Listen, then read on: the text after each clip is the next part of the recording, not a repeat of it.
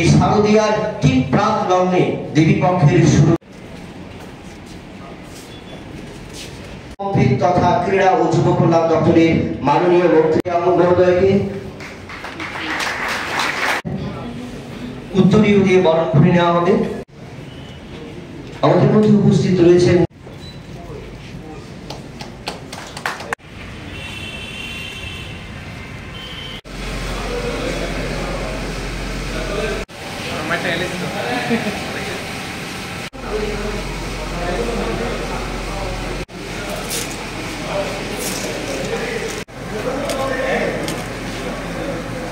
শ্রমিক আন্দোলন করি যে আমরা যে সংস্থাটায় কাজ করছি এই সংস্থাটার জন্য আমাদের লড়াই করতে হবে, সংস্থাটার জন্য বেঁচে থাকে। আমার লড়াইয়ের সঙ্গে সঙ্গে সংস্থাকেও বাঁচাতে হবে। আর একটা হচ্ছে চা বাগান, যেখানে সবচেয়ে বেশি শ্রমিকরা থাকে। সেখানে কি হয়েছে, শ্রমিকরা সত্যিই শোষিত ছিল।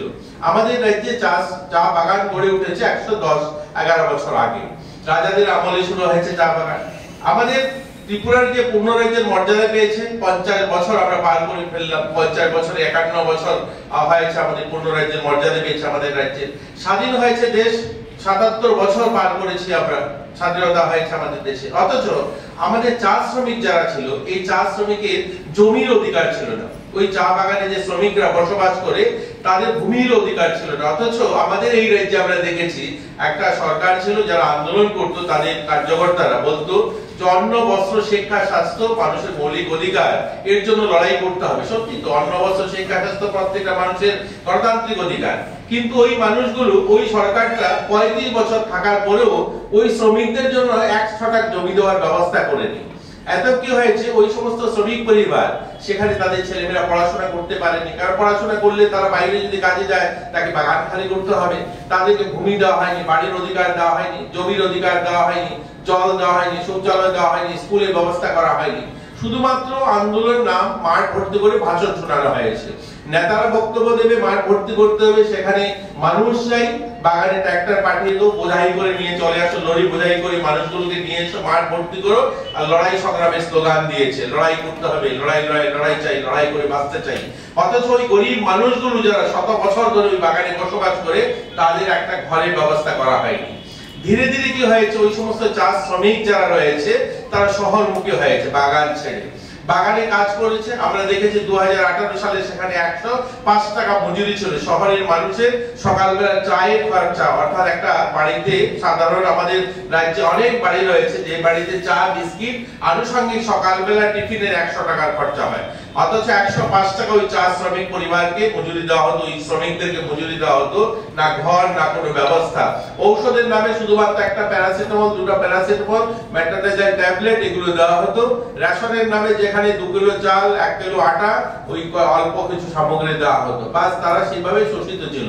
এগুলো নিয়ে কেউ কথা বলেনি। কিন্তু 2018 সালের পর আমরা দেখলাম আমাদের রাজ্যে 8,500-এর বেশি চা শ্রমিক পরিবার, যাদেরকে এই সরকার আসার পর 3,000 পরিবারকে জমির পাট্টা দেওয়া হয়েছে। আজ তারা তাদের ছেলেমেয়েরা মাথা উঁচু করে বাঁচার অধিকার পেয়েছে।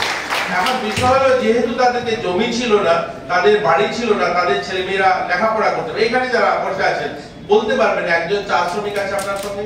আমরা তো দেখিনি কোথায় কোথায় ভিডিও একজন চা শ্রমিক পরিবার থেকে হয়েছে, বা চা শ্রমিক পরিবার থেকে ডিএম হয়েছে, এসডিএম হয়েছে, পুলিশ আধিকারিক হয়েছে, হয়নি। কারণ তারা পড়াশোনার সুযোগই পায়নি। অথচ ওই শ্রমিকের আন্দোলনের নাম করে তারা সংগঠন করেছে, লড়াই সংগ্রামের নাম করে আন্দোলন করেছে। সেখানে কি হয়েছে, শ্রমিকরা যেহেতু বাগান ছেড়ে বেরিয়ে গেছে, চা ইন্ডাস্ট্রি এরকম একটা ইন্ডাস্ট্রি যেখানে মেশিন দিয়ে, অর্থাৎ উন্নত পরিকাঠামো তৈরি করে চা বাগান বাঁচানো সম্ভব নয়। ধীরে ধীরে কি হয়েছে, চা বাগানগুলো ভেঙে পড়েছে।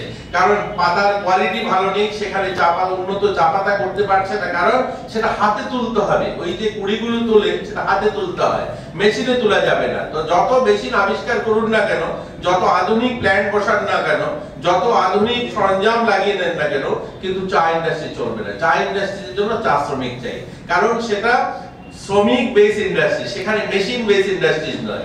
আপনি মেশিন যত আধুনিক করে নিন, পাতা মানুষ দিয়ে তুলতে হবে।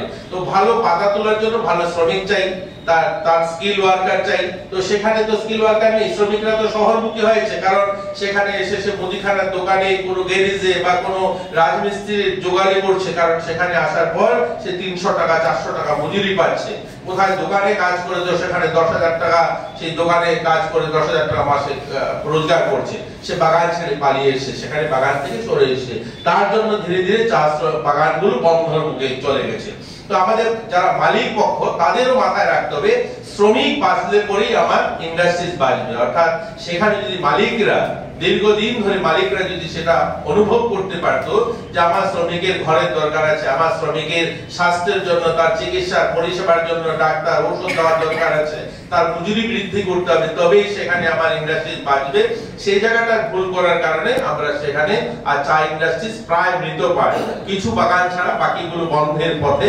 তো আমাদের মালিক পক্ষকেও ভাবতে হবে যে শ্রমিক বাঁচলে আমার ইন্ডাস্ট্রিজ বাঁচবে, আর শ্রমিকদেরও ভাবতে হবে আমার ইন্ডাস্ট্রি যদি বাঁচে তাহলে আমার রোজগার বাঁচবে। তো এই দুটো কথা বলে আপনাদেরকে আবারও অভিনন্দন জানিয়ে এই দুর্গাপূজা সকলের ভালো কাটুক, দুর্গাপূজাটা সকলে মিলে আমরা আনন্দ করি, এই প্রার্থনা রেখে সবাইকে আবার শুভেচ্ছা জানিয়ে আমি আমার আলোচনা শেষ করলাম।